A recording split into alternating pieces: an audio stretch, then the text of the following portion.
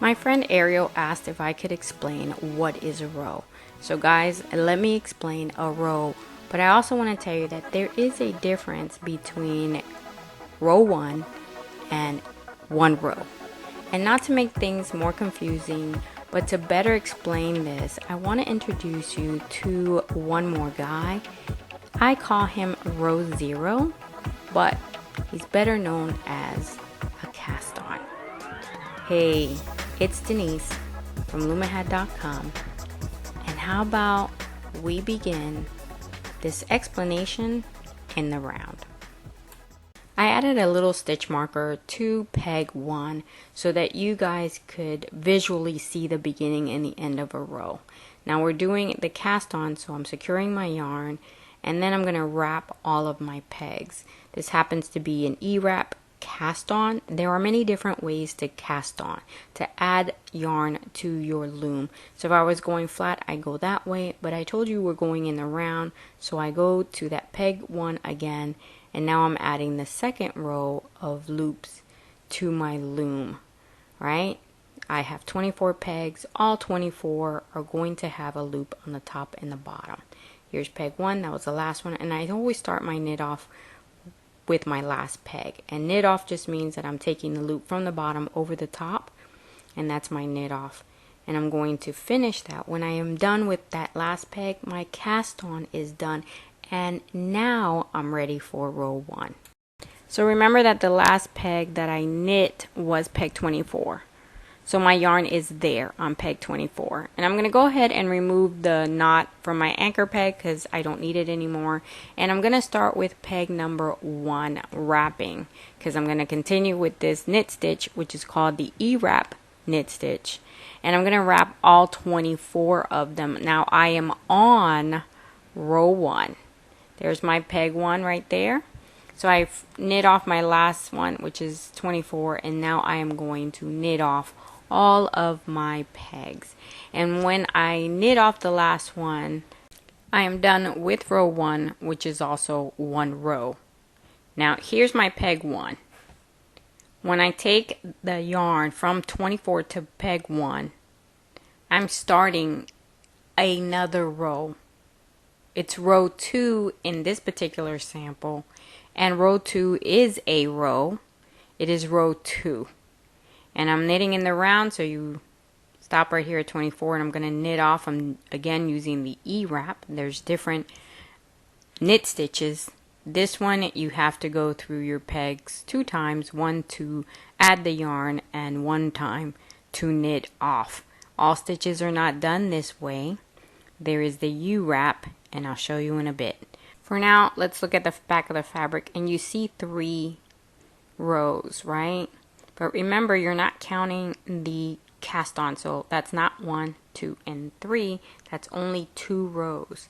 Now, I'm knitting in the round. Like I said, we go from the last peg back again to the first one. If you were going to knit flat, you go in this direction, the opposite direction. And I'll show you that a little better later. But for now, let's continue in the round. So I'm going from peg 24, where my yarn is, to peg 1. And this is a U-wrap knit stitch. And the reason I wanted to show you this is that you're only going to pass or work on your pegs 1 time in order to complete a row. So I started on peg 1. When I get to peg 24, I'm done with my row. And then when I go from peg 24 to peg 1, I'm starting another one. Right now, this is row 3. And so, again, I'm knitting in the round, so I'm going completely around the loom. And I'm going to take my yarn all the way to peg 24. And unlike the E-wrap, where I had to go back and knit off, as you can see here, you just half wrap and knit off, and your stitch is done right there. Okay, now this is again peg 1, and if I wanted to start another row, I would go right here, and that would start the next row. I think you guys got it. Now let's talk about the process knitting flat, in other words, back and forth. We're now going to make believe that we're following a pattern, and it says to cast on 6. So I put a stitch marker on 1 and 6. Alright, so just like before, I'm going to secure my yarn to the anchor peg, and I'm going to cast on 6 pegs. So I'm using the E-wrap cast on. I'm going to go up to peg number 6, which is my last peg, and then I'm going to turn around, and people turn in different ways, so don't focus on this. I just turned around, and just like before, I needed a loop on top and one on the bottom. I knit off, and that ends my cast on, and now I'm ready to knit row 1. So I turn directions, and I put my loops on my pegs, and I'm going to knit off. Once I knit off this peg right here, I am done with row 1. I E-wrapped, so I'm on the other end. You can take the yarn off your anchor peg, and now I turn around, and when I turn around, I take my yarn all the way to the other end.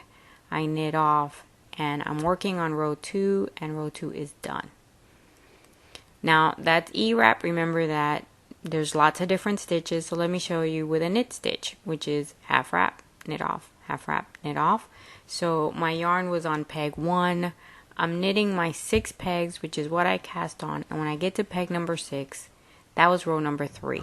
I turn around if I want to do another row, which would be in this case row 4, and with this stitch, like I said before, you're only working your peg 1 time, and that ended row 4. And this one's a tighter stitch, so you don't see them all. It's right here, right there is your other stitch, and that's it. That's the difference between in the round and flat.